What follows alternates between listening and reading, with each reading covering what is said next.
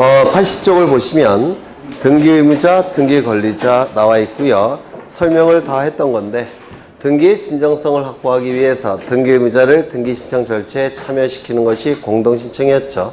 그렇죠. 하지만 단독신청에 의한 경우 있었고요. 우리가 공부를 했었죠. 그리고 예외적으로 법률의 근거 규정이 있을 때는 직권에 의한 등기도 가능하다고 했습니다. 그리고 강공서의 촉탁에 의한 등기도 있죠. 이 강공서는 촉탁에 의한 등기는 신청과 의미는 똑같은 거죠. 맞습니까? 공권력의 객체인 일반 국민이 공권력의 주체인 국가기관에게 뭔가 요구할 때는 신청이라는 용어를 쓰는 것이고, 공권력의 주체인 국가기관이 또 다른 공권력의 주체인 국가기관인 등기소에게 등기를 요구하는 것은 등기를 촉탁한다, 이렇게 얘기했죠. 기억나십니까? 의미는 같기 때문에 신청에 관한 규정은 촉탁에도 적용될 수밖에 없습니다. 맞습니까? 다만 강공서와 등기를 촉탁할 때는 등기의 진정성이 이미 확보가 됐다고 평가하기 때문에 단독 촉탁이 원칙이에요. 즉 등기의 진정성을 확보하기 위한 규정을 빼고서 나머지는 신청에 관한 규정이 촉탁에도 규정될 수밖에 없습니다. 왜? 등기를 요구한다는 점에서는 똑같기 때문에 그렇습니다. 맞습니까? 네. 그래서 등기의무자, 등기권리자 쭉 나와 있고요.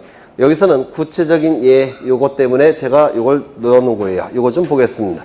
첫 번째, 저당권 등기의 말소가 나와 있는데, 거기 원칙은 저당권 설정 등기는 공동신청의 원칙이자, 따라서 말소도 공동신청을 통해서 말소되는 게 원칙입니다. 그렇겠죠?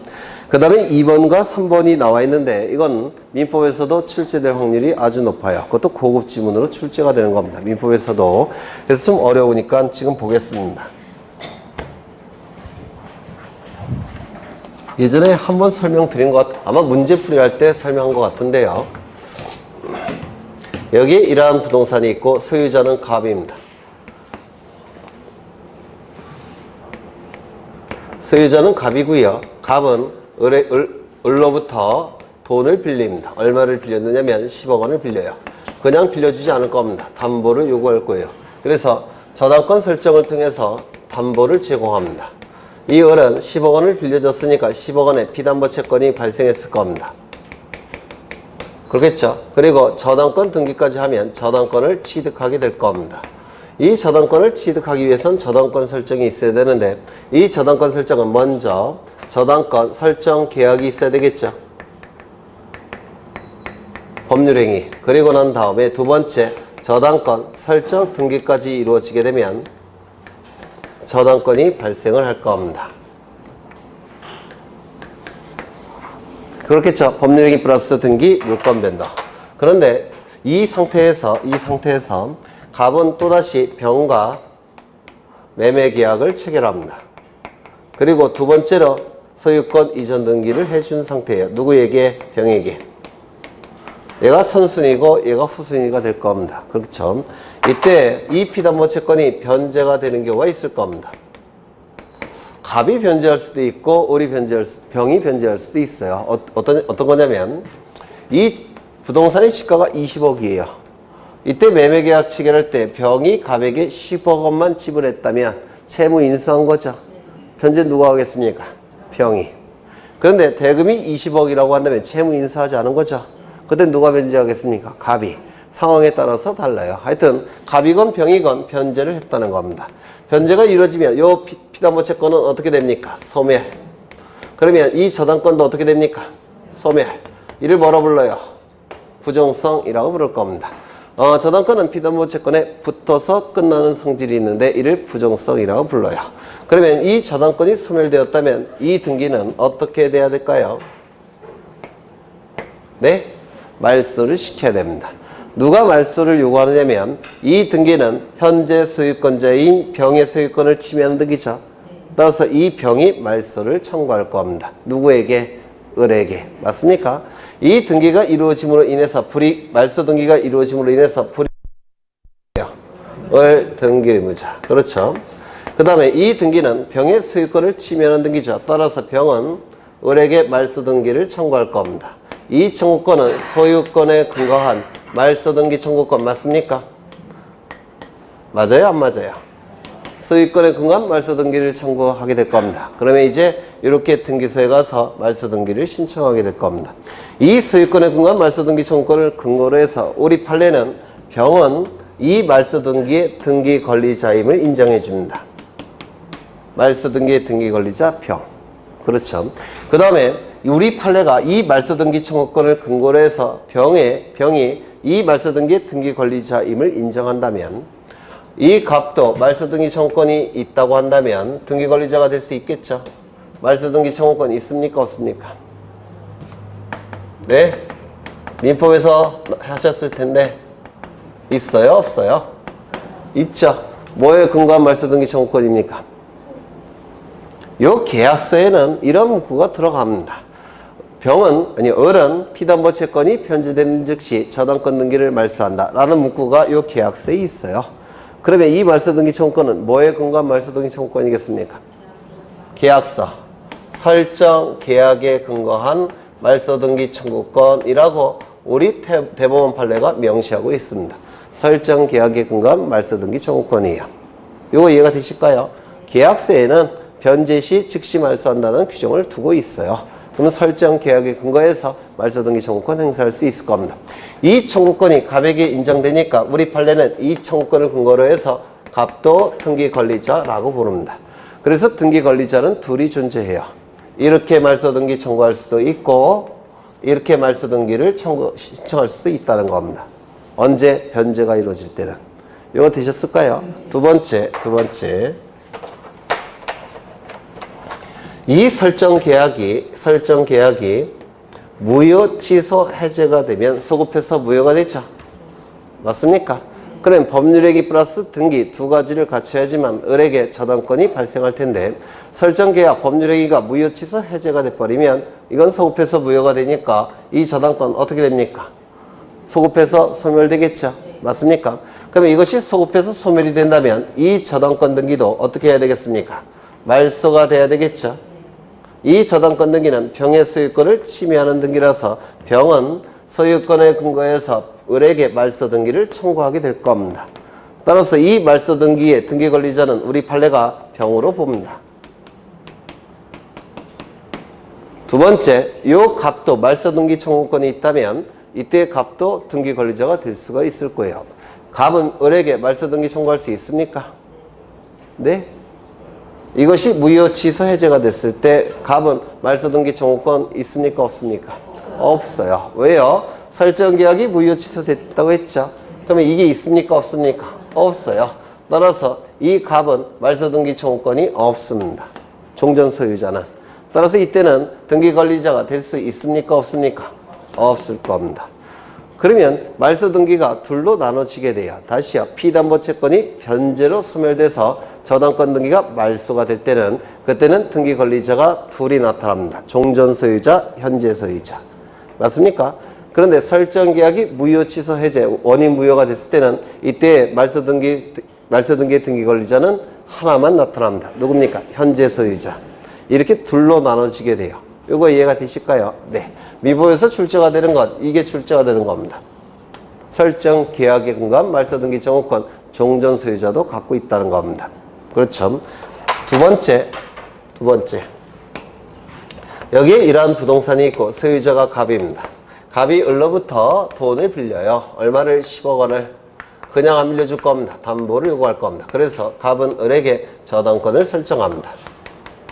그러면 을은 10억 원의 피담보 채권이 발생했죠. 그리고 이것을 담보하기 위해서 저당권 설정 계약 체결하고 저당권 설정 등기까지 이루어지게 되면 을은 저당권을 취득하게 될 겁니다. 그렇겠죠? 등기부에는 이렇게 등기가 될 거예요. 을구에. 1번 저당권 설정 을 10억 이렇게 등기가 되어 있을 겁니다. 그런데 갑자기 을이 돈이 필요해요. 한 8억 정도 필요합니다. 8억 정도. 그런데 문제는 10억 원의 채권이 있지만 이거는 변제기가 아직도 1년이 남았어요. 그런데 당장 8억이 필요해요. 그러면 을이 돈을 마련할 수 있는 방법은 두 가지가 있는데요. 이것을 다른 자에게 담보로 제공한 다음에 돈을 빌리는 방법이 있습니다. 이를 저당권부 채권질권 이렇게 얘기합니다. 질권을 설정해서 돈을 빌리는 방법이 있고요. 또 하나는 이걸 다른 자에게 파는 경우도 있어요. 10억 원 채권이니까 한 9억이면 살 사람이 있겠죠. 네, 이걸 파는 경우가 있는데 을은 팔았다는 겁니다. 누구에게? 병에게.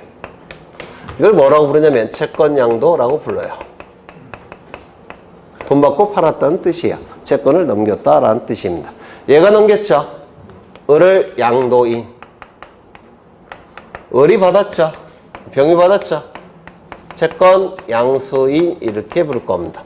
그러면 채권이 병에게 넘어가면 요 저당권도 어떻게 될까요? 네? 따라가죠. 이를 뭐라 부릅니까? 수반성. 그렇죠.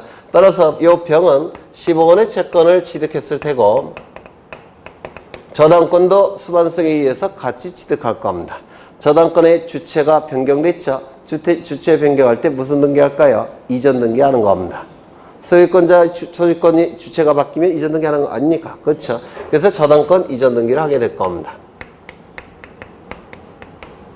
이 저당권 이전 등기는 소유자를 기준으로 할 때 몇 번째 노출됐습니까? 두 번째. 따라서 주등기, 부기등기, 부기등기. 그래서 이렇게 등기할 겁니다. 즉 여기 이렇게 등기할 거예요. 1의 1. 1번 저당권 이전 병 이렇게 저당권 이전 등기를 하게 될 겁니다. 이때 갑은 채무자 갑은 병에게 변제합니다. 변제를 했다는 겁니다. 새로운 채권자는 병이죠. 병에게 변제할 겁니다. 누가? 갑이 병에게. 설정자 갑이 저당권자 병에게 변제를 할 겁니다. 그러면 피담보 채권 소멸될 겁니다. 그러면 이 저당권도 어떻게 될까요? 소멸이 될 겁니다. 그러면 이 등기를 말소해야 될 겁니다. 그러면 이 등기를 말소해보죠. 말소해 보겠습니다.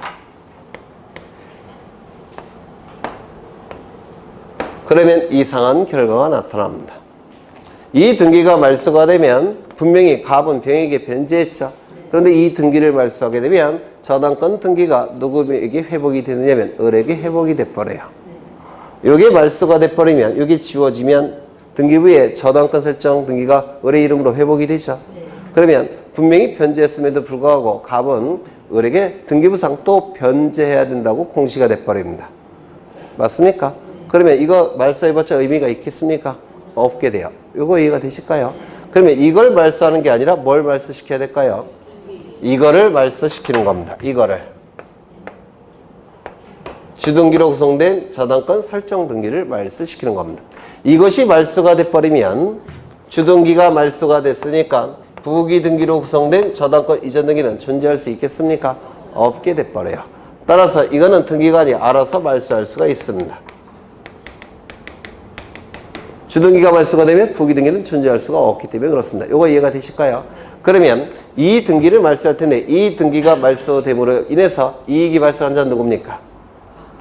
설정자, 등기 권리자. 불이익이 발생하는 자는 누굴까요? 을일까요? 병일까요? 힌트, 을은 다 주고 떠났습니다. 다 주고 떠났고요. 그리고 이게 말소가 되면 부기등기로 구성되어 있기 때문에 이건 등기관이 직권으로 말소해버려요. 그러면 등기임자가 누가 되겠습니까? 병이 되더라는 겁니다. 우리 판례가 병으로 보고 있어요. 그래서 이렇게 얘가 등기임자가 됩니다. 그래서 이 등기관리자와 등기의무자가 이렇게 공동으로 신청하는 겁니다. 여기서 출제가 우리 등기법은 어떻게 되느냐면 등기의무자는 양도인이 아니라 양수인이라는 거. 등기의무자는 양도인이 아니라 양수인이라는 거. 설정 등기를 말소하는 게 이전 등기를 말소하는 게 아니라 설정 등기의 말소를 신청한다는 거. 그 설정 등기의 말소 신청을 공동으로 신청한다는 거. 그러면 이전 등기는 등기관이 직권으로 말소한다는 거. 이게 우리 등기법에서 출제가 되고요. 우리 민법에서 출제가 될 때는 변제를 한 다음에 갑은 말소 등기를 청구하겠죠.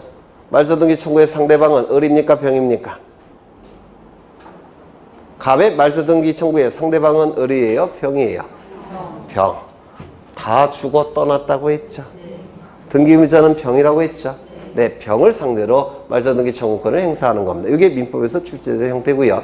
그리고 굉장히 고급 지문으로 출제가 되는 겁니다. 이게 네, 꼭 기억해 두셔야 돼요. 그래서 81쪽을 보시면 저당권 등기의 말소에서 동글뱅이 두 번째 보시면 피담보 채권이 변제로 소멸된 경우, 피담보 그 다음에 저당권 설정 계약이 원인 무효가 원인이 된 경우 둘로 나눠서 판단한다고 했죠. 변제로 소멸되었을 때는 말소 등기의 등기 권리자는 둘, 원인 무효인 경우, 설정 계약이 원인 무효인 경우에는 등기 의무자가 하나. 누구요? 현재 소유권의 등기명의. 그렇죠. 그 다음에 3번을 보시면 저당권이 이전된 후 저당권을 말소하는 경우에 저당권의 양도에 의한 부기 등기는 기존의 저당권의 승계관계를 등기부에 명시하는 것에 불과하기 때문에 저당권의 양수인만이 등기 의무자라는 거. 양도인이 아니라 누가 등기 의무자라고요? 양수인이 등기 의무자라는 거. 하나 더. 이전 등기를 말소 신청하는 것이 아니라 설정 등기를 말소 신청한다는 거. 그렇다면 설정 등기가 말소가 되면 이전 등기는 등기관이 직권으로 말소한다는 거. 이런 걸 좀 기억해 두셔야 돼요. 그 다음에 2번. 이거는 아까 보신 거죠. 갑이 을에게 여기 보시면 이건 간단해요. 갑이 을에게 가등기를 해줬습니다. 소유권 이전에 가등기를 해줬고요. 그 다음에 병에게 소유권 이전 등기를 해줍니다. 그러면 가등기에 의해서 본등기를 하겠죠. 그러면 본등기 시점에 을은 소유권을 취득하겠죠. 맞습니까? 네. 그러면 이 병의 등기는 어떻게 될까요?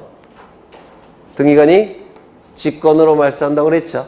기억나셔요? 무권리자의 처분행위 직권 말소. 맞습니까? 그러면 이 병은 본등기 의무자가 될 수 있습니까? 없습니까? 없어요. 왜? 직권 말소 대상에 불과하지. 본등기 의무자는 병이 아니라 갑이라는 겁니다. 어려우신가요? 이 본등기가 이루어지면 직권 말소 되죠. 직권 말소 되기 때문에 본등기의 등기 의무자가 될 수가 없습니다. 본등기의 등기 의무자는 갑이라는 거. 그렇죠. 네, 그걸 얘기해요. 그 다음에 8번, 아니 3번. 이건 뒤에 나와요. 뒤에서 보시면 될 테고. 그 다음에 4번도 뒤에서 보시면 될 테고. 한 페이지 넘기겠습니다. 82쪽을 보시는데 82쪽 거기 표가 있죠. 밑에서 두 번째 위로 올라가 보시면 신탁 등기가 있죠. 네, 신탁 등기. 거기 신탁자라고 돼 있죠. 네, 제가 원고에 이렇게 지웠는데 편집하시는 분이 이걸 없앴나 봐요. 신탁 등기에 여기 신탁자 이렇게 써 있죠. 거기 지워주세요. 신탁 등기는 수탁자의 단독 신청에 의한 등기라고 했죠. 네, 그래서 제가 이렇게 지웠는데 편집하실 때 이 선을 없애버린 것 같아요. 편집하시는 분이. 네. 다른 출판사 건 다 있는데. 그 다음에 거기 등기 신청권, 등기 청구권 구별. 뭐 이거 다 아시겠죠? 먼저 등기 청구권은 등기 청구권자가 등기 의무자에게 청구하는 거죠. 따라서 사인에 대한 권리니까 사건. 등기 신청권은 상대방에게 하는 게 아니라 등기소에 하는 거죠. 등기소는 국가기관이니까 공권. 그렇겠죠? 그 다음에 등기 청구권은 공동 신청의 경우에만 등기 청구권이 나타나요. 그래서 등기 권리자가, 등기 청구권자가 상대방 등기 의무자에게 그 의무를 이행할 것을 청구하게 되면 그 의무를 이행하는 것이 뭐 하는 겁니까? 등기 신청하는 거예요. 그래서 공동 신청의 경우에만 등기 청구권, 등기 의무가 나타나고요. 단독 신청의 경우에는 등기 의무자가 나타나지 않습니다. 그렇죠? 그 다음에 등기 신청권은 단독 신청, 공동 신청 둘 다 가능하죠. 등기 의무자가 없을 때는 단독 신청, 있을 때는 공동 신청. 그 다음에 등기 청구권은 판결로서 강제할 수가 있어요. 그래서 등기 의무자가 그 의무를 이행하지 않으면 소송을 제기해서 판결서를 받아서 강제 집행할 수 있죠. 강제 집행하는 것이 바로 판결로 등기를 신청하는 겁니다. 그런데 등기 신청권은 판결로 강제 실현할 수 없습니다. 왜 그럴까요? 사적 자치 원칙 때문에 그래요. 즉 신청주의 때문에 그렇습니다. 신청이 있을 때만 등기소가 등기해 주는 거죠. 신청이 없을 때는 등기를 안 해주는 게 원칙이에요. 그래서 이거는 사적 자치 원칙상 판결로 강제 실현할 수가 없습니다. 뭐 그런 내용이고요. 이제 82쪽을 보십니다. 82쪽 당사자에게 등기 신청 의무가 있는 경우 세 가지 법에서 등기 신청 의무를 부과한다고 그랬죠. 첫 번째 뭐였습니까? 부동산 등기법에서 표제부 등기는 1월 이내에 신청해야 된다고 했는데 기억나십니까? 표제부 등기. 즉 부동산 표시 변경, 부동산 표시 변경 또는 부동산 표시 경정 등기는 1월 이내에 신청을 하게 될 겁니다. 그렇겠죠? 그런데 그 1월 이내에 신청하지 아니할 때는 어떻게 한다고 했습니까? 과태료 부과합니까? 부과하지 않는다고 했습니까? 부과하지 않는다고 했죠? 네. 오른쪽을 보시면 네, 설명을 해놨어요. 오른쪽 위에 3번에 있죠? 과태료 부과 규정을 삭제했다 이렇게 나와 있죠? 네. 그 다음에 그 2번을 한번 보실까요? 건물 표시 변경 등기, 멸실 등기 보시는데요. 건물의 분할, 분합은 분할과 합병을 얘기합니다. 분할과 합병. 번호, 종류, 구조의 변경, 그 다음에 건물의 멸실, 면적의 증감, 부속 건물의 신축이 있을 때는 이건 전부 다 건물의 표시사항이 바뀌는 것들이죠. 그렇죠. 바뀌는 것들이에요. 그 건물의 소유권의 등기 명의는 몇 월 이내에 신청해야 된다고요? 1월 이내에. 작년에도 출제가 됐죠. 건물 대지의 지번 변경, 대지권의 변경, 소멸이 있을 때도 이것도 표제부가 바뀌는 거죠. 이것도 1월 이내에 신청을 할 겁니다. 하지만 이거 좀 기억하시죠? 존재하지 아니하는 건물에 대한 등기가 있는 경우에는 이때도 멸실 등기를 신청해요. 이거 무슨 얘기냐면 토지가 이렇게 존재합니다. 그러면 건물이 이렇게 존재할 테고 표제부가 있을 테고 갑구가 있을 테고 을구도 존재할 겁니다. 맞습니까? 그런데 이것이 없어지게 되면 없어진 날로부터 1월 이내에 소유권의 등기 명의는 여기다가 멸실사실, 멸실원인, 멸실날짜를 기록하는 멸실 등기를 신청한다고 했습니다. 1월 이내에. 맞습니까? 1월 이내에 신청하지 않게 되면 소유자가 다를 때는 대위 신청도 가능하다고 했죠. 맞습니까? 네. 그런데 이런 경우도 있어요. 토지는 있는데 건물은 없어요. 건물은 없는데 등기부가 만들어진 상태입니다. 이렇게. 이를 건물이 부존재한다 이렇게 얘기를 합니다. 건물이 부존재한다. 그러면 이때도 이거 등기부 없어야 되겠죠. 그러면 이 표제부에 부존재 사실과 날짜를 기록하는데 이것도 멸실 등기 일종입니다.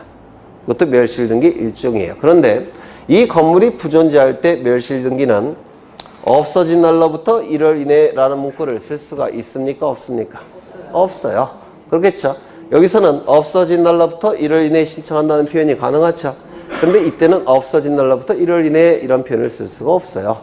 이거 이해가 되십니까? 따라서 언제 신청해야 된다고요? 지체 없이. 이거 이해가 되실까요?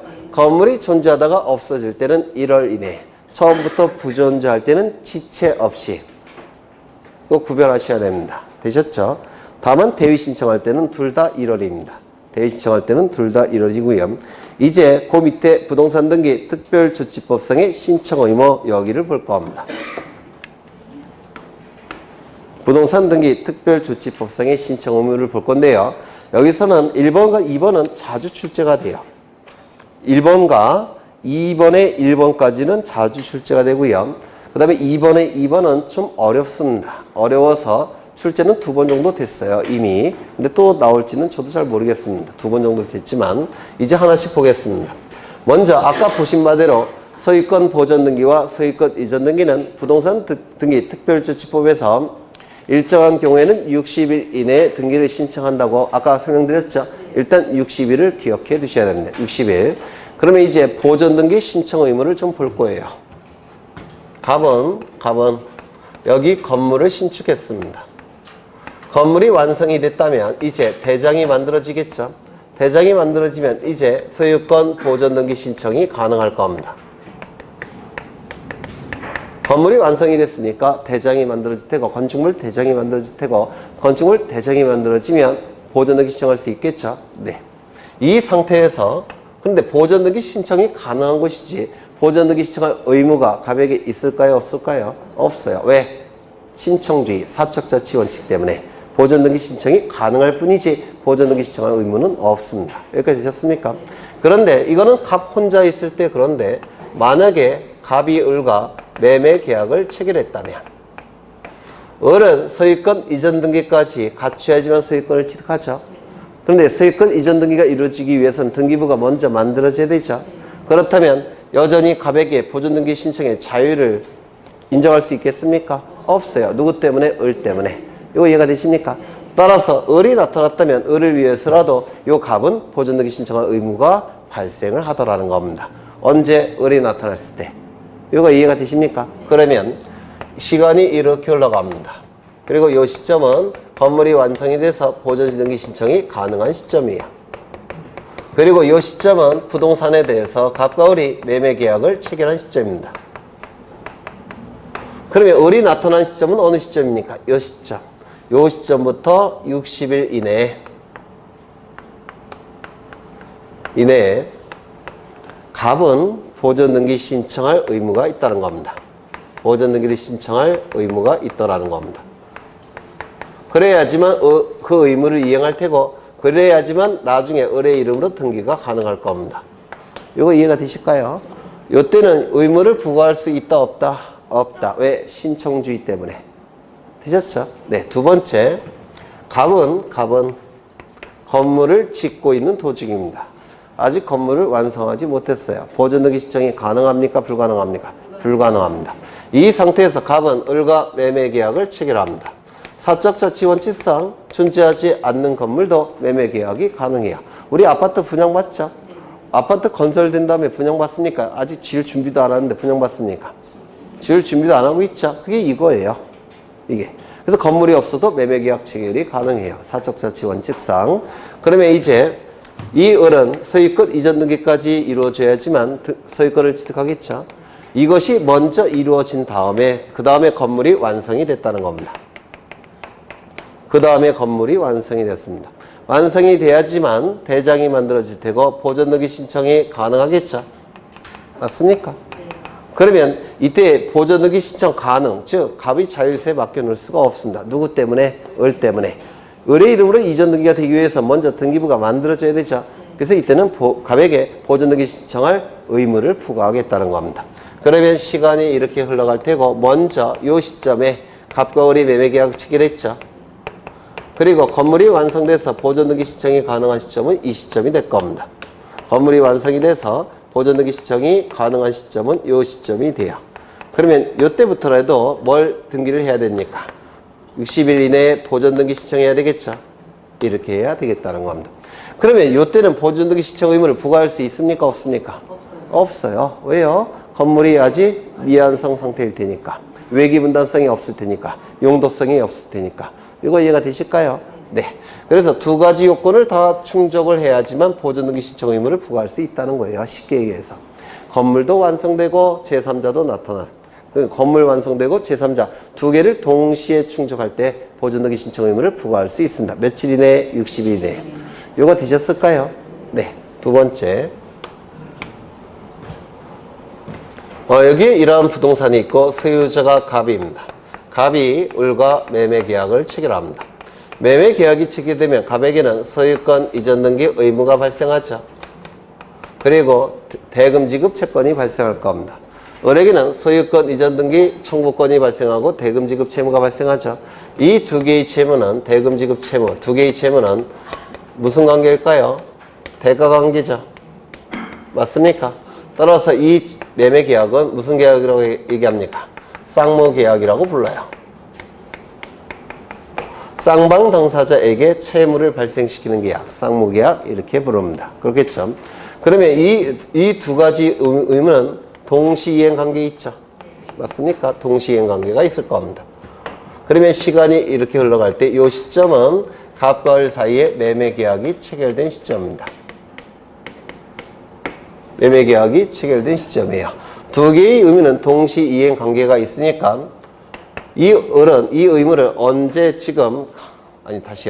이 을은 언제 자신의 이름을 등기를 할 수가 있겠습니까? 네? 소유권 이전 등기를 신청해야 되겠죠. 각각 을은 그 의무는 언제 발생하겠습니까? 네? 반대급부의 이행이 완료되었을 때. 그렇죠. 요 의무는 지금 동시이행 관계가 있으니까 요것이 의무가 이행이 돼야지만 요것도 이행할 수 있겠죠. 이 의무를 이행하는 게 뭡니까? 등기를 신청하는 거예요. 요 의무는 뭐라고 부르냐면 반대급부라고 불러요. 반대급부의 이행이 완료된 시점, 요 시점부터 갑은 저 의무를 이행할 의무가 나타납니다. 따라서 요 시점부터 며칠 이내에 등기를 신청해야 될까요? 60일 이내에. 누구 이름으로? 을의 이름으로 소유권 이전 등기를 신청해야 됩니다. 요거 이해가 되실까요? 네, 반대급부의 이행이 완료된 날로부터 60일 이내에 동시에 등기를 신청해야 됩니다. 을이 갑에게 돈을 지급하지 않으면 갑이 등기해 주겠습니까? 안 해주겠죠? 돈을 다 지급해야지만 등기를 해줘야 될 겁니다. 돈을 다 받은 다음 날로부터 60일 이내에 이제 갑은 을에게 등기를 해줘야 된다는 겁니다. 두 번째. 여기까지는 쉬워요. 네. 매매가 아니라 증여 계약이 체결됐다는 겁니다. 그러면 갑에게는 소유권 이전 등기 의무가 발생하죠. 대금 지급 채무가 발생합니까? 발생하지 않죠. 그러면 이거는 대가적 의미가 있는 두 개의 채무가 발생하지 않죠. 이걸 뭐라 부릅니까? 한쪽 편 당사자에게만 채무가 발생하는 계약, 편무계약 이렇게 얘기를 할 겁니다. 그러면 한쪽 편 당사자에게만 채무가 발생하니까 상대방은 반대급부가 있습니까? 없어요. 그래서 반대급부 이행이 완료된 날로부터 60일 이내에 이전 등기해야 된다. 이런 문구는 성립할 수 없겠죠. 그러면 이때는 뭐가 될 수밖에 없습니까? 이 의무가 발생한 날로부터 60일 이내에 의무를 이행해야 될 겁니다. 맞습니까? 네. 그러면 시간이 이렇게 흘러갈 테고 이 시점은 갑과 을 사이에 증여 계약이 체결된 시점입니다. 이때는 반대급부라는 말이 나올 수가 없죠. 이 의무가 발생한 날. 이 의무는 언제 발생합니까? 계약의 효력이 발생하는 시점에 의무가 발생합니다. 맞습니까? 그래서 여기는 계약의 효력이 발생한 날. 이때부터 60일 이내에 을의 이름으로 뭘 해줘야 된다고요? 소유권 이전 등기를 해줘야 되더라는 겁니다. 여기까지 되셨을까요? 되셨죠? 네. 여기까지는 쉽죠? 네, 여기까지는 쉽습니다. 하나 더. 여기 이러한 부동산이 있고 소유자가 갑입니다. 갑이 을과 매매 계약을 체결합니다. 그러면 갑은 소유권 이전 등기 의무가 발생할 테고 을은 소유권 이전 등기 청구권이 발생할 겁니다. 갑은 대금 지급 채권이 발생할 테고 을은 대금 지급 채무가 발생합니다. 이렇게 발생할 거예요. 그렇죠? 이때 이 을과 병이 매매 계약을 체결하면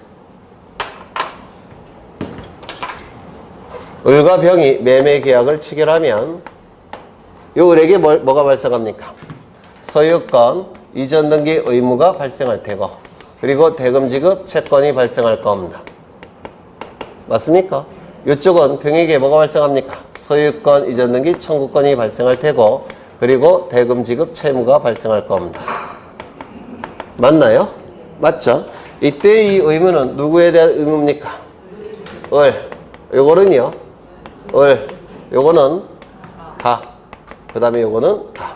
계약의 당사자 사이에 발생할 겁니다. 그렇겠죠? 이것도 마찬가지겠죠? 요거는 병. 이것도 병. 여기든 을. 이것도 을이 될 겁니다. 계약의 당사자 사이에 발생을 합니다. 맞습니까? 네. 그렇죠.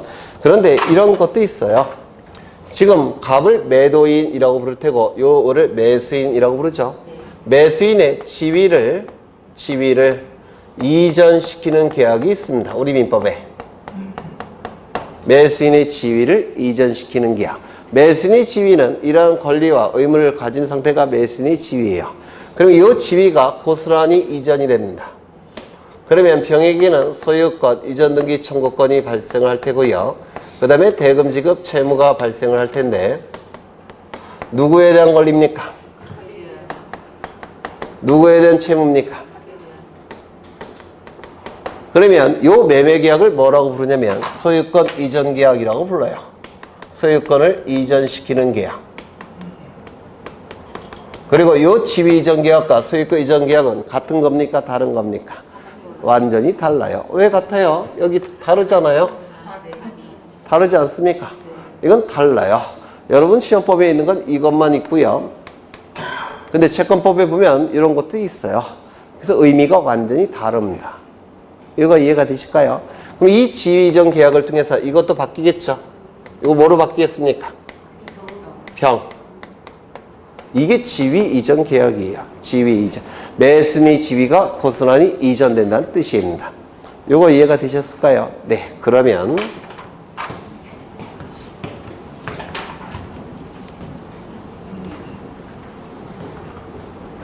저게 이해가 되시면 다 된 거예요. 시간이 이렇게 흘러갑니다. 시간이 이렇게 흘러가고요.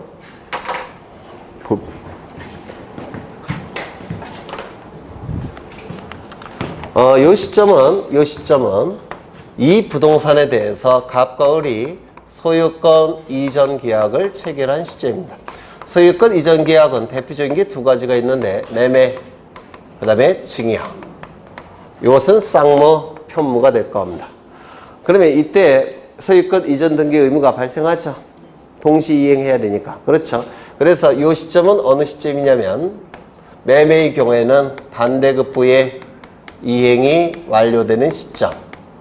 그 다음에 증여의 경우에는 계약의 효력이 발생하는 시점. 이때는 동시 이행 의무가 발생하니까 누구의 이름으로 등기를 신청해야 됩니까? 을의 이름으로. 맞습니까? 이 시점부터 며칠 이내에 을의 이름으로 이전 등기 해줘야 됩니까? 60일 이내에 을의 이름으로 소유권 이전 등기를 신청해야만 됩니다. 맞습니까? 그렇죠. 그런데 그 이후에 을이 병과 소유권 이전 계약을 체결합니다. 그리고 지위 이전 계약을 체결했다는 겁니다. 그렇다면 요 병이 나타나기 전까지는 이전 등기 을의 이름으로 해줘야 되겠죠. 맞습니까? 만약에 이 이전 등기를 해주지 않게 되면 어떤 등기가 나타날 가능성이 있습니까? 네? 여러분이 을이라면 이때 병과 매매계약을 체결했을 때 여러분 이름으로 등기하고 병의 이름으로 등기해 줄까요? 아니면 곧장 병의 이름으로 등기하도록 할까요? 세금 안 내기 위해서. 따라서 무슨 등기가 나타날까요? 중간생략 등기가 나타납니다. 맞습니까? 그래서 요 을의 이름으로 등기하지 않게 되면 중간생략 등기가 나타나니까 요 병이 나타나기 전까지는 무조건 을의 이름으로 등기를 해야 된다는 겁니다. 을의 이름으로 소유권 이전 등기를 신청해야만 됩니다. 누가 나타날 때까지? 병이 나타나기 전까지. 이거 이해가 되실까요? 그렇죠. 네. 두 번째. 요 시점은 이 부동산에 대해서 갑과 을이 소유권 이전 계약을 체결한 시점입니다. 여기는 뭐가 있다고요? 증여, 매매 또는 증여가 있을 겁니다. 편무, 쌍무. 그렇죠. 그리고 요 시점은 반대급부의 이행이 완료된 시점 또는 계약의 효력이 발생한 시점. 이렇게 될 겁니다. 그렇겠죠? 그러면 이 시점부터 며칠 이내에 을의 이름으로 등기해야 됩니까? 60일 이내에 을의 이름으로 등기를 해야 될 겁니다. 여기까지 되셨습니까? 그렇죠. 매매일 때는 반대급부의 이행이 완료된 날로부터 60일 이내에, 증여계약일 때는 계약의 효력이 발생한 날로부터 60일 이내에 을의 이름으로 등기를 해야 됩니다. 이거 되셨습니까? 그렇죠. 그런데 만약에 요 시점에 을과 병이 소유권 이전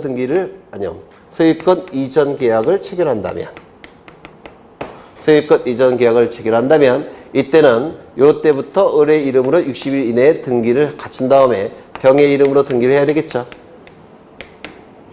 맞아요, 안 맞아요? 지금 갑과 을 간에 소유권 이전 계약 체결했죠. 그리고 그 이후에 을과 병이 소유권 이전 계약 체결했죠. 그러면 만약에 이런 규정이 없다고 한다면 이때도 중간 생략 등기가 나타날 가능성이 있죠. 따라서 이 규정을 통해서 을의 이름으로 반드시 등기를 해야 됩니다. 그리고 나서 병에게 등기를 해줘야 됩니다. 이 규정 때문에 중간 생략 등기가 나타나겠습니까? 안 나타나겠습니까? 안 나타날 겁니다. 이거 이해가 되실까요? 네. 이제 마지막 하나. 이 시점은 이 부동산에 대해서 갑과 을이 소유권 이전 계약을 체결한 시점입니다. 그 다음에 이 소유권 이전 계약은 매매도 있고 증여도 있다고 했죠. 매매 또는 증여가 있을 겁니다. 그런데 이 시점이 무슨 시점이냐면 을과 병 사이에 지위 이전 계약을 체결한 시점입니다. 지위 이전 계약을 체결했어요. 그리고 이 시점은 반대급부의 이행이 완료된 시점, 그리고 계약의 효력이 발생한 시점입니다. 이 시점이. 그렇다면 이때 이 시점부터 60일 이내에 을의 이름으로 소유권 이전 등기를 해야만 되겠습니까? 이때는 힌트. 지위 이전 계약이 체결됐죠. 그러면 을의 지위, 매수인의 지위가 이제 누구에게 넘어갑니까? 병에게 다 넘어갔죠. 따라서 이렇게 매매 계약을 체결한 것과 같은 결과가 돼버렸죠. 이 경우는 맞습니까? 그렇다면 을의 이름으로 등기할 필요가 있습니까? 없습니까? 없게 돼버려요. 이때는 반대급부의 이행이 완료된 날, 계약의 효력이 발생한 날로부터 60일 이내에 소유권 이전 등기를 신청해야만 된다라는 규정이 나오면 맞는 지분입니까? 틀린 지분입니까? 이건 틀린 지분이 돼버려요. 왜? 을의 지위가 고스란히 병에게 넘어갔으니까 반대급부를 이행하는 자는 누굽니까? 병. 그렇죠. 소유권 이전 등기 의무가 발생하는 것도 누구에 대한 의무입니까? 병. 따라서 병의 명의로 등기해야 되지 을의 명의로 등기해서는 안 됩니다. 이때는 중간 생략 등기가 처음부터 나타날 여지가 없다는 겁니다. 이거 이해가 되실까요? 되실 듯 말 듯은 할까요? 네, 이것도 앞으로 너댓 번 더 할 거니까. 네, 다시요. 여기서 이게 출제가 됐는데요. 지위 이전 계약이 반대급부 이행이 완료된 날, 그 다음에 계약의 효력이 발생한 날 이전에 발생했다면, 요 계약이 요 이전에 발생했다면 을의 이름으로 등기할 필요가 처음부터 없게 돼버립니다. 요걸 기억하시라고요. 요거. 네. 그래서 어려운 걸 다 보셨고요. 이제 판결에 의한 등기 신청 보겠습니다. 두 가지를 더 봐야 되는데 시간은 없고. 지금 우리 시험에서 출제된 최고 수준까지 다 보는 거예요. 저게 최고 수준이었어요. 네. 그 다음에 이제 판결에 의한 등기 신청 보실 텐데, 여기에 이러한 부동산이 있고 소유자가 갑입니다. 갑이 을과 매매 계약을 체결합니다.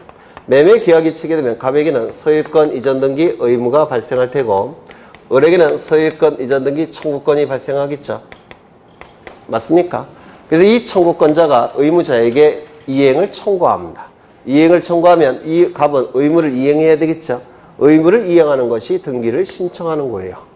의무를 이행하는 것이. 그리고 갑은 같이 신청하게 될 겁니다. 등기소에 가서. 등기까지 이루어지면 갑에게는 소유권 상실하겠죠.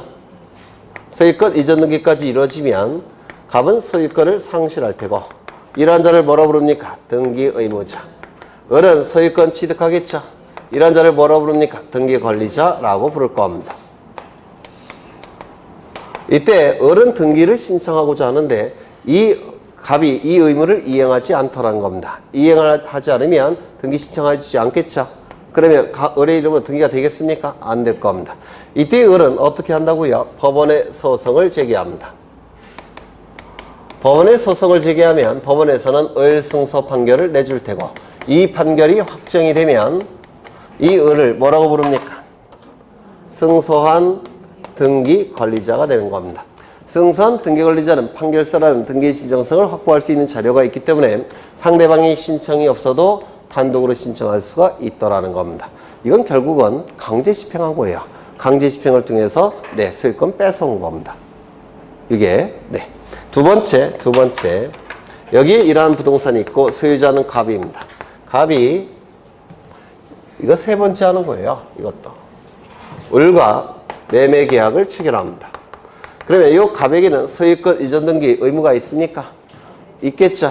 그리고 등기 청구권도 있습니까? 갑에게 등기 의무는 있죠. 등기 청구권 있습니까? 있어요. 소유권 이전 등기 수취 청구권이라는 등기 청구권이 있습니다. 이것도 등기 청구권의 일종이에요. 들어보셨죠? 그러면 이 을은 소유권 이전 등기 수취 의무가 있을 겁니다. 그래서 갑이 을에게 이 의무를 이행할 것을 청구하는 것이 등기 신청이에요. 왜냐하면 세금은 자꾸 갑에게 부과되니까 등기 넘겨주고 싶어요. 그래서 을 보고 이거 의무 이행하라고 자꾸 청구했는데 안 하는 경우도 있어요.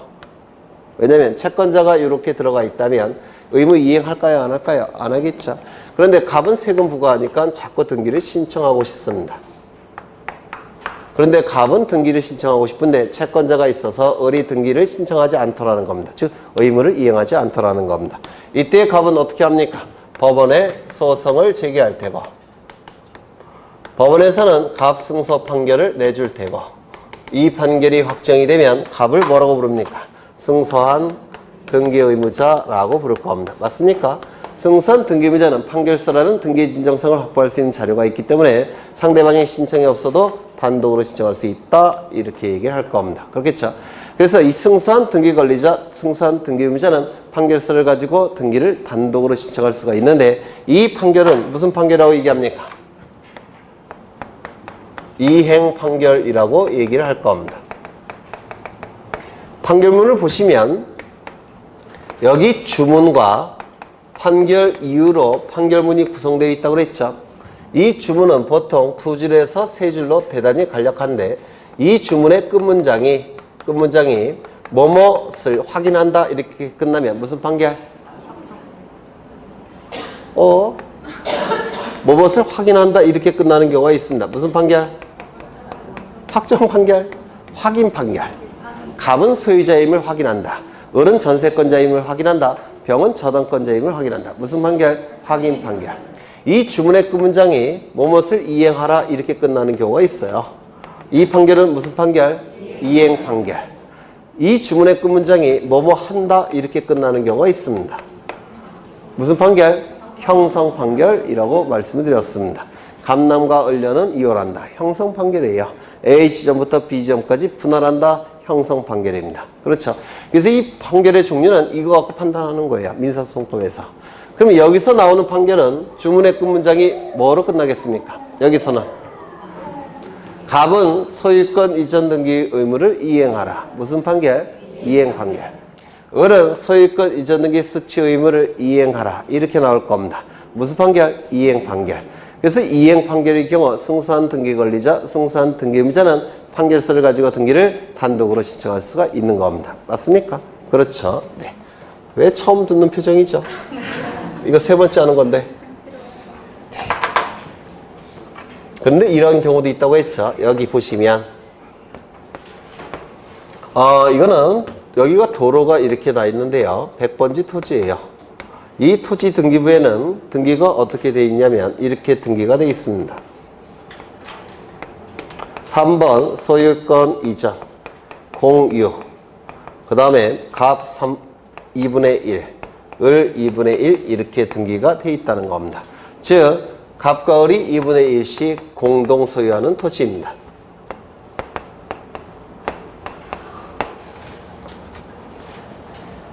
이렇게 될 수 있겠죠. 그런데 문제는 하루는 정치 얘기하다가 대판 싸웠어요. 정치 얘기하다가 정치나 종교 얘기하면 싸우게 되죠. 그렇죠. 대판 싸웠습니다. 그래서 갑이 을에게 뭐라고 그랬냐면 등기부에 너랑 같이 이름을 같이 둘 수 없으니까 이것 쪼개자 이렇게 제안을 합니다. 쪼갤 때는 여기 공평하게 2분의 1씩 A 지점부터 B 지점까지 분할을 한 다음에 이쪽은 내가 가질 테니까 이쪽은 네가 가져라 이렇게 제안을 합니다. 공평하죠? 네? 안 공평해요. 네, 안 공평하죠. 면적이 똑같다고 하더라도 가격은 하늘과 땅 차이겠죠. 그래서 얘가 거절하니까 열받은 요 갑이 소송을 제기합니다. 법원에. 이때 제기하는 소송이 뭐냐면 공유물 분할소송이라고 불러요. 공유물 분할의소를 제기합니다. 공유물 분할소를 제기했더니 소장에다가 갑이 법원에다가 소장에 이렇게 썼어요. A 지점부터 B 지점까지 분할해 주시오. 이렇게 소를 제기했다는 겁니다. 그러면 법원에서는 이렇게 분할해 줄까요?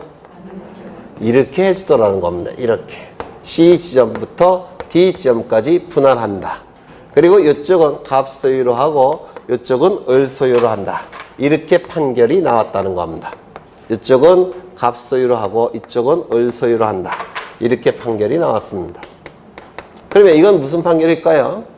형성 판결이에요. C 지점부터 D 지점까지 분할한다. 한다로 끝났죠? 자정적인 형성 판결입니다. 그러면 이때 갑을 뭐라고 부르냐면 원고라고 부르고요.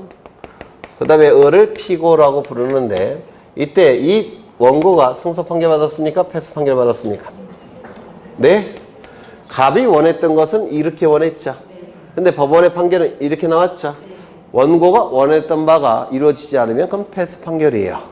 따라서 이건 원고 패소 판결입니다. 그리고 피고 승소 판결입니다. 그러면 이제 요 패소 판결을 받은 요 갑은 요 법원이 인정한 요 부분에 대해서 등기 신청할 수 있을까요? 없을까요? 있더라는 겁니다. 이때 이 등기는 지분의 맞교환이에요. 공유물 분할은 지분의 맞교환이라서 지분 이전 등기를 신청하는 겁니다. 여하간 법원은 이쪽을 갑의 소유로 인정해줬죠.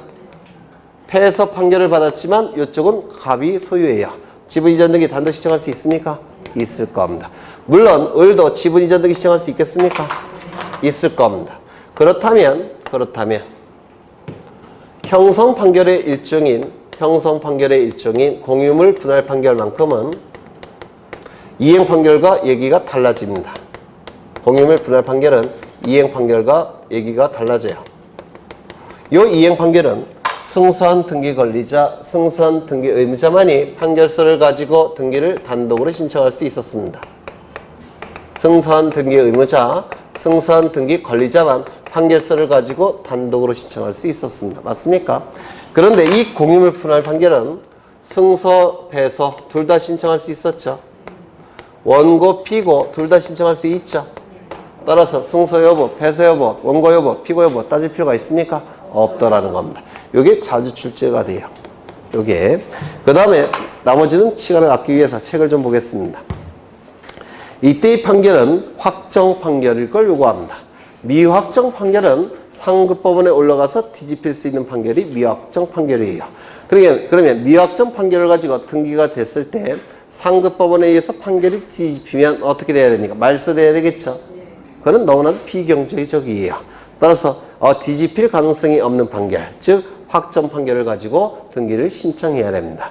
그렇다면 가집행 선고부 판결은 확정 판결일까요? 미확정 판결일까요?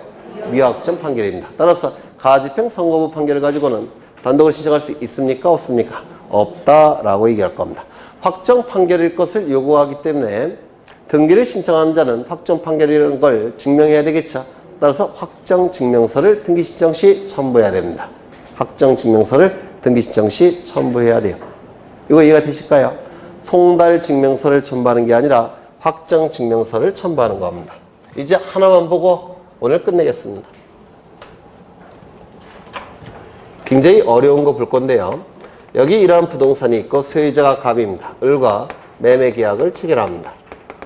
소유권 이전 등기까지 이루어지면 갑이 가진 소유권은 을의 소유권으로 바뀌겠죠. 갑을 등기 의무자, 을을 등기 권리자라고 할 겁니다. 그래서 갑과 을은 등기소에 가서 등기를 공동으로 신청하게 될 겁니다. 갑은 등기를 해주고자 하는데 을이 받아가지 않습니다. 이유를 봤더니 여기에 채권자가 존재해요. 그래서 채권자가 채무자를 대신해서 등기 신청할 수도 있습니까? 있다고 그랬죠? 네, 일정한 요건을 구비한다면 대위 신청이 가능할 겁니다. 채권자 대위 신청. 그렇죠? 그런데 갑이 A가 같이 신청하러 가자고 오니까 갑이 이렇게 얘기합니다. 갑이 뭐라고 얘기하냐면 을을 데리고 와라. 돈을 지급한 을을 데리고 와야지만 내가 해줄 테니까 A 너는 너에게는 등기를 못 해주겠다. 이렇게 얘기를 할 수도 있겠습니까? 그럴 수도 있지 않을까요? 원래 이렇게 공동 신청하는 거죠. 그런데 이렇게 대위 신청한 거죠. 그랬더니 갑이 A에게 을 데리고 와야지만 내가 등기 신청할 거 해줄 거고 네가 왔을 때는 나 등기 못 해주겠다. 말을 바꿀 수 있지 않습니까? 그렇죠. 그러면 이 A는 어떻게 해야 될까요? 법원에 소송을 제기하는 겁니다. 이를 채권자 대위 소송이라고 불러요. 그러면 판결서 A 승소 판결 나오겠죠. A 승소 판결이 나올 겁니다. 그리고 확정이 됐다라는 겁니다. 그러면 판결서가 이렇게 있을 거예요. 판결서 주문이 있을 테고 그리고 이유도 있을 겁니다. 그리고 여기 원고도 기록되어 있을 테고 A, 피고도 기록되어 있겠죠. 피고는 누굽니까? 갑. 이렇게 기록이 되어 있을 겁니다. 그러면 이제 이 A는 판결서를 가지고 승소한 등기 권리자로서 단독으로 신청할 수가 있습니다. 되셨나요? 이때 이 판결서를 가지고 을도 단독으로 신청할 수 있느냐? 이게 문제가 된 사안입니다. A가 받은 판결서를 가지고 등기 권리자 을이 단독으로 신청할 수 있느냐? 이게 문제가 된 사안이에요. 있습니까? 없습니까? 있을 것 같아요. 이 판결의 효력은 원고 피고에게만 있습니다. 누구에게만 있다고요? 원고 피고. 따라서 누구만 이 판결서를 가지고 단독으로 신청할 수 있을까요? A만. 을은 단독으로 신청할 수 없게 됩니다. 그런데 요 채무자 을이 소송을 제기한 사실을 알았다면 소송에 참가해야만 됩니다. 알았다면 민사소송법에서. 그러면 참가했다면 여기에 원고에 누가 추가되는 겁니까? 을이. 알았다면 소송에 참가해야 되고 참가가 됐다면 여기 원고가 추가가 되는 겁니다. 맞습니까? 그러면 이때는 을에게도 판결력이 미치겠습니까? 미칠 겁니다. 따라서 이 판결서를 가지고 을은 단독으로 신청할 수 있게 돼버립니다. 요거 이해가 되실까요? 네. 언제 알았다면 소송 참가해야 되고 참가되면 원고가 되니까 네. 이때는 단독 신청이 가능해요. 그러면 어디를 보시냐면 85쪽을 보십니다. 채권자 병이 채무자 을의 제3채무자에 다시요. 채권자인 병이 채무자 을의 제3채무자의 제3채무자가 여기 A라고 하지 않고 병이라고 한 거죠. 네, 이러면 이해가 쉬울 텐데. 네. 다시요. 채권자인 병이 채무자 을의 제3채무자 갑에 대한 소유권 이전 등기 청구권에 대하여 채권자 대위권에 의한 소송을 제기한 사실을 채무자가 알았다면, 이거 기억하십니다. 알았다면. 알 수 있었다면이 아니에요. 알았다면. 병이 얻은 승소 판결에 의하여 직접 자기 앞으로 소유권 이전 등기를 신청할 수 있다. 누가? 을이. 요거는 민법에서도 틀리는 문제로 낼 수 있어요. 워낙 중요한 테마라서 민법에서도 나올 수 있는 테마입니다. 틀리는 문제로. 네, 여러분이 맞히려고는 출제자도 생각 안 하실 겁니다. 네. 그래서 이거 꼭 기억하셔야 되고요. 사실 상속 등기까지 했어야 되는데 못했어요. 뭐 나중에 하면 되죠. 네, 시간 많으니까. 고생하셨고 시험은 1시간 후에 보면 되겠죠. 네, 문제를 조금 줄였어요. 등기법은 양이 좀 많아서 문제를 25문제로 줄였고요. 25문제 푸시면 돼요. 30분 동안에. 네, 이따가 뵙겠습니다. 수고하셨습니다.